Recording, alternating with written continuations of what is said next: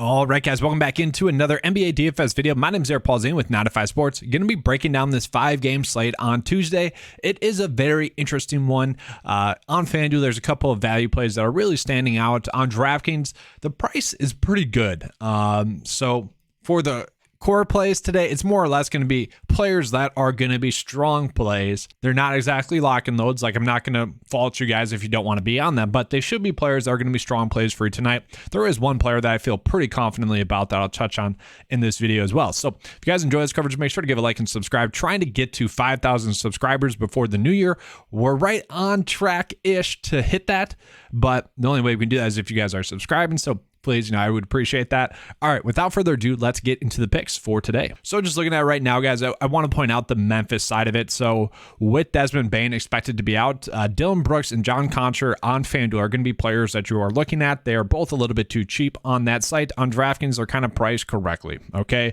Dylan Brooks is like 5.2 on FanDuel, going to be an easy play there. And then Concher is about 4K or so. I forget what it was exactly, but at their price points on FanDuel, those are going to be players that you're looking at. On DraftKings, they're kind of priced up enough to the point where you don't have to play them. So not must plays on DraftKings, and that's kind of the issue, is that we don't have too much value. So I'm going to start off with the player that I'm kind of least confident in, but at the same time should be a strong price point play for you on this slate. We are going to be looking at Jakob Poeltl. So he is someone that only got 20 minutes in the last game, which the game was a blowout, okay? None of the Spurs players really got any run in that game. So he is someone that I do expect, with this game, expected to stay close or at least close enough. I just the Spurs had a bad night. Let's just put it that way. The Spurs had a bad night. Every one of their players should be able to go off and have a solid night. The thing with him is we just saw him have 2 straight games of over 40 DK points, and we just saw him be on pace pretty much to do that again. And he should be a player that's locking in at least 30 DK points. On this slate, I am perfectly fine with locking in 30 DK points for a player that can give us upside of over 40, maybe even 50. Then from there, I do really like Julius Randle. So the OKC game was weird, where a lot of the Knicks players got their minutes kind of cut back. We saw RJ Barrett randomly have his minutes go away, Jalen Brunson as well. But the one player that played a lot was still Julius Randle, okay? He has had a bunch of 40 DK point nights in a row, except for the 37 against Detroit, which, who cares? That's close enough.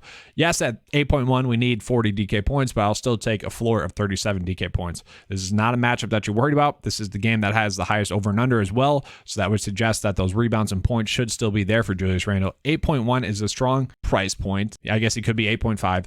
It's the correct price point. Let's put it that way. Okay. But I'm fine locking in 40 DK points on this slate. So that's why I really like Julius Randle as a play. Then from there, yes, this play is going to be a little bit worrisome, but I do like Jalen Brunson. I do think he's going to have more minutes in this game, is pretty much what we need from him. And I just like the upside that he has. He's shooting the ball a lot. Okay. In the last game, only saw 24 minutes, but had 34 DK points. Now, it was an easy matchup and whatnot, but you would expect him to get 30 minutes in this game. That is just something I expect to happen. And we can see he has consistently been able to get to 40 DK points again. So we are potentially getting someone that can put up 40 DK points at 6.8 simply because, just didn't play a lot of minutes in the last game. So I will take that risk, but we know it is a risk. I just want you guys to know that this is a risk that we're taking, but it's a risk that I'm willing to take because I like the upside. And then from there, I do like Malik Beasley as well. We can see the last 3 games has gotten 29 minutes, which is awesome. Look at the shot attempts, over 10 shot attempts and almost 10 3-pointers per game. Now, he has been making those 3-pointers, and he could easily have a cold night shooting, and then this play would not work out.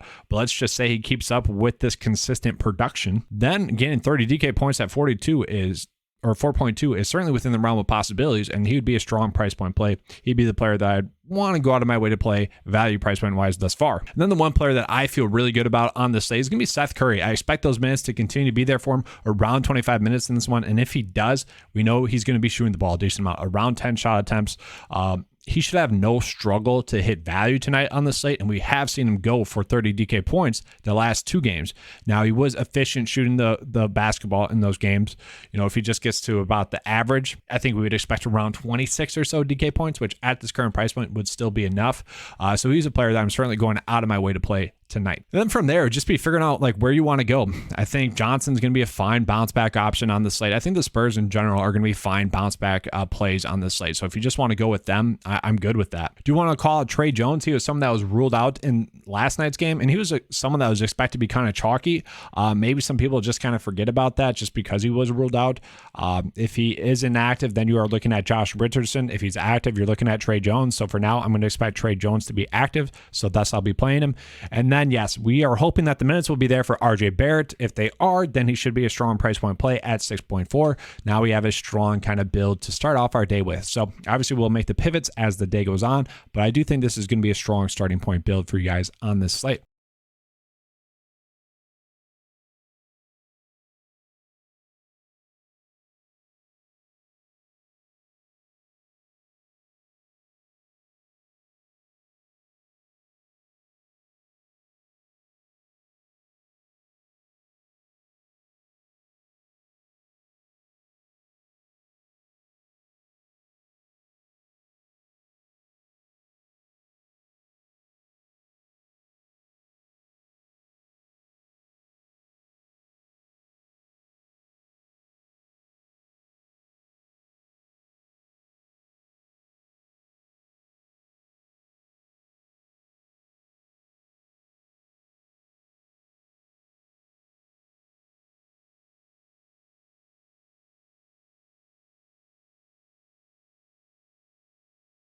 Once again, if you guys enjoyed the coverage, make sure to give a like and subscribe. That helps me be able to help you guys out. If you guys want to become a 9to5 member and get access to the NBA DFS DraftKings lineup optimizer that is available as part of the 9to5 membership, which is designed to be a golf membership, I have add-ons available for NBA and NFL that are included in that membership. I do that kind of for you guys. So if you enjoy the coverage, make sure to give a like and subscribe. Let's have a good slate. And as always, guys, let's keep cashing.